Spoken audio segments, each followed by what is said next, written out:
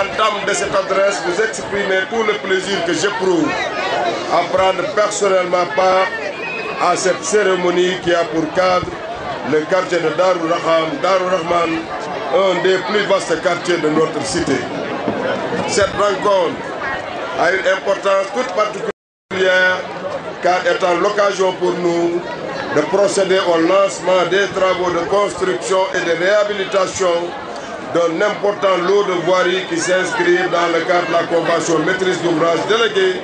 que la ville de Rufisque a signée avec l'AGETIP le 20 juin 2011. Cette cérémonie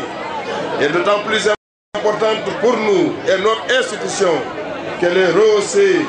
par la présence d'une importante délégation de l'AGETIP conduite par son secrétaire général représentant de ce fait, M. Moussa Diaré, qui au dernier moment a eu des contraintes ne pouvant pas lui permettre de participer comme il l'avait promis. Monsieur le représentant du directeur général de l'AGETIP, cette journée marque l'aboutissement d'un long processus entamé depuis le 20 juin 2011, date marquant la signature de la convention qui lie l'AGETIP à la ville de Rufisque. À travers cette convention, notre institution a confié avec l'accord du conseil municipal et en adéquation avec les procédures en vigueur à votre prestigieuse agence la réalisation d'un premier programme de construction et de réhabilitation de voiries d'un coût global de 711 millions de francs CFA entièrement financé par le budget de la ville de Rufisque. Ce programme concerne la reconstruction du tronçon de voirie allant de la route nationale au quai de pêche, la construction d'une seconde pénétrante à Gouy-Mouride, la construction en béton armé de la voirie principale, la construction de la descente de Darou Rahman et la construction de la voirie d'accès de la cité Tako, sans oublier Gouy Adjana. La réalisation de tels investissements est une première dans l'histoire de notre cité, matérialise ainsi la détermination du conseil municipal que j'ai l'honneur et la fierté de diriger, ainsi améliorant la mobilité urbaine à Rufisque. Elle participe au demeurant de notre politique visant à corriger les disparités entre les quartiers et consistant à doter chacun d'entre eux des équipements et des infrastructures concourant à améliorer le cadre de vie de nos concitoyens. La mise en œuvre de ces travaux permettra de pallier enfin le désenclavement de ces quartiers. Monsieur le représentant du directeur général de l'AGETIP, le choix de confier la mise en œuvre de ce programme, ne relève nullement de hasard. Il procède plutôt des belles performances et de l'excellente réputation dont jouit cette agence que vous managez avec brio, ce qui a permis d'en faire l'un des plus grands partenaires des collectivités locales du Sénégal. C'est pourquoi, vous réitérant mes sincères remerciements auxquels j'associe tous vos collaborateurs, je suis convaincu que ces travaux, dont nous marquons aujourd'hui le démarrage par cette belle cérémonie solennelle, seront réalisés dans les règles de l'art et dans le respect des délais prescrits. À ce propos, la mission de contrôle, le cabinet Afrique Consul et l'entreprise EATP, choisis respectivement pour contrôler et réaliser ces travaux, nous permettent d'espérer que ces objectifs seront atteints. Il me plaît ici de saluer la présence de nos directeurs généraux ou leurs représentants et leur assurer de la disponibilité de notre institution à s'impliquer dans le suivi des travaux aux côtés des techniciens du directeur général de l'AGETIP. Monsieur le directeur représentant ceux qui vont démarrer très prochainement dans le cadre du programme de renforcement d'équipement des collectivités locales dont l'agence de développement municipal vous a confié la maîtrise d'ouvrage déléguée. Tous les travaux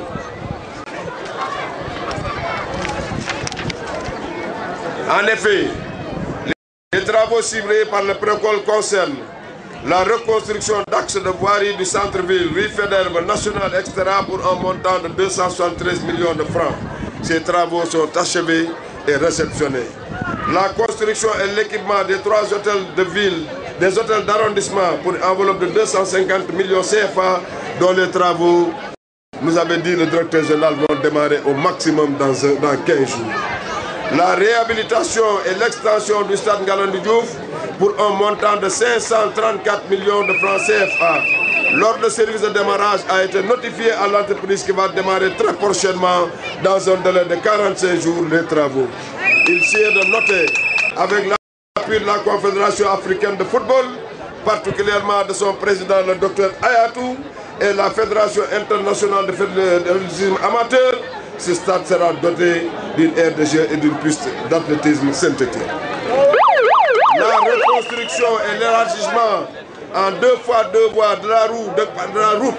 partant de Keur Massar à Keur Djoutibi, au rond-point Djoutibi, en passant par la jusqu'à Keur Massar et de la route de Sangalkam et de la pénétrante d'Arafat à l'autoroute à péage pour un montant de 5 milliards 800 millions. Cette dessert également la cité millionnaire, les HLM, Santéal, Sokabek, extra sur financement propre de l'entente Kadakar pour un montant d'IGS de 5 milliards 800 millions. À ces travaux s'ajouteront des investissements sur fonds propres prévus dans le cadre d'un avenant à la convention moderne en vigueur et qui porteront pour un montant de 650 millions de francs votés par le conseil municipal et que nous nous apprêtons à libérer en direction de l'AGETIP pour la réalisation de nouvelles axes. Ces projets sont en phase d'étude et nous espérons que leur mise en œuvre interviendra prochainement, en tout cas au cours de cette année 2012. Tous les travaux précités, il convient d'ajouter d'autres que la ville a elle-même réalisé dans le domaine de l'électricité, de l'eau potable, de la réalisation et l'équipement d'écoles, de postes de santé et extra montre si besoin en été que notre cité est en marche. Ces efforts que nous avons étendus à d'autres secteurs comme l'éducation avec la prise en charge annuelle de la scolarité de plusieurs centaines d'élèves et d'étudiants, l'appui régulier aux foyers de subventions accordées aux sportifs, aux lieux de culte et aux personnes défavorisées sont la preuve éclatante que le conseil municipal s'investit pleinement au service de Rufisque et des Rufisquois. Qu'il me soit permis ici et maintenant de féliciter et de remercier tous les membres de notre auguste conseil municipal, sans l'appui duquel il nous serait impossible d'accomplir toutes ces actions. Transcendant les chapelles et les clivages politiques, ainsi que l'engagement de tous les conseillers, sont en la base de ces succès. Ils constituent également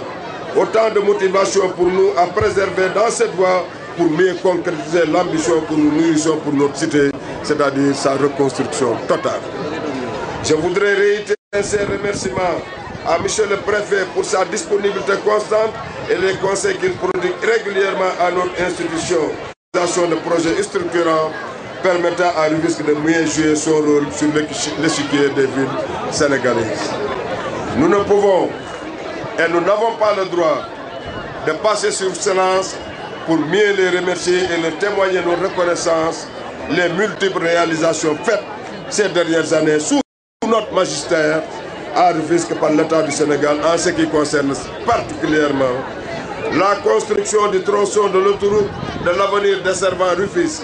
la construction de la voie de connectivité, la reconstruction de la voie de la route de Sococim, plus précisément le boulevard Baboucar Ndiaye Ndioro, la réhabilitation et le prolongement des rues Adamolo et Ousmane Socé Diop, le renforcement et la consolidation de la digue de protection pour plus de 3 milliards de francs CFA, dont les travaux vont démarrer le 12 de ce mois, comme nous l'attestait le ministre du Développement, le ministre de l'Environnement, de par la correspondance qu'il nous avait fait parvenir. La mise en œuvre de la phase prioritaire d'un plan directeur d'assainissement avec la fermeture en cours du canal de l'Ouest. Depuis notre accession à la tête de la municipalité, nous nous efforçons d'initier et de mettre en œuvre des actions multiformes pour que ce quartier, auquel je suis lié par un long bail, en relation avec le maire de la commune d'arrondissement et mon jeune frère et ami, l'adjoint au maire Doudou Koné, dont je salue l'engagement et le dévouement au service de la commune. Cette voie d'accès principal s'inscrit dans le cadre et contribuera grandement à améliorer la desserte et à valoriser davantage les populations de ce quartier. Je ne saurais finir cette adresse sans souhaiter que ces travaux se déroulent dans d'excellentes conditions et se terminent afin que nous puissions, au terme des délais impartis, procéder à sa réception au cours d'une cérémonie aussi, sinon plus colorée que celle-ci. Pour votre aimable et sportive attention, je vous remercie.